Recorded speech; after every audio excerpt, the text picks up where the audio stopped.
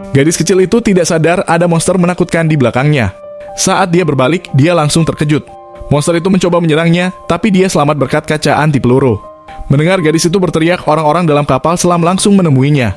Saat mereka melihat bekas gigitan besar di kaca, mereka mengira itu mungkin seekor paus, karena paus adalah ikan terbesar di lautan, dan paus yang asli datang ke sana. Tapi tepat saat itu seekor hiu yang sangat besar datang menyerang paus itu.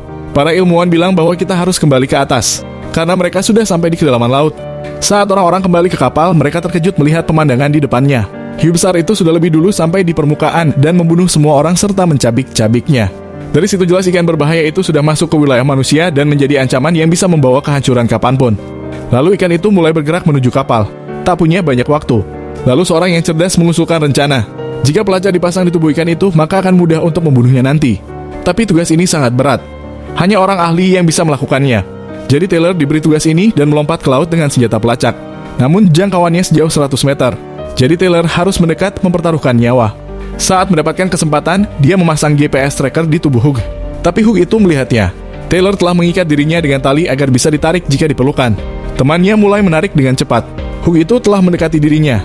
Kapten membalikkan kapal ke arah berlawanan dengan sangat cepat, hingga kecepatan Taylor berlipat ganda. Kemudian Taylor berhasil ditarik ke atas, tapi Hugh itu semakin cepat. Dia sangat marah.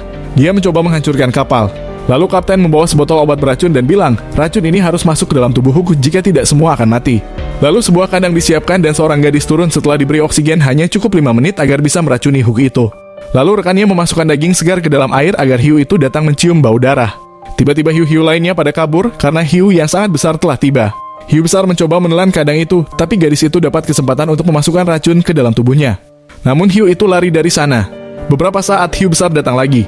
Serangan kali ini lebih berbahaya dari sebelumnya. Ia sangat cerdik. Dia mengetahui bahwa gadis itu telah diikat tali.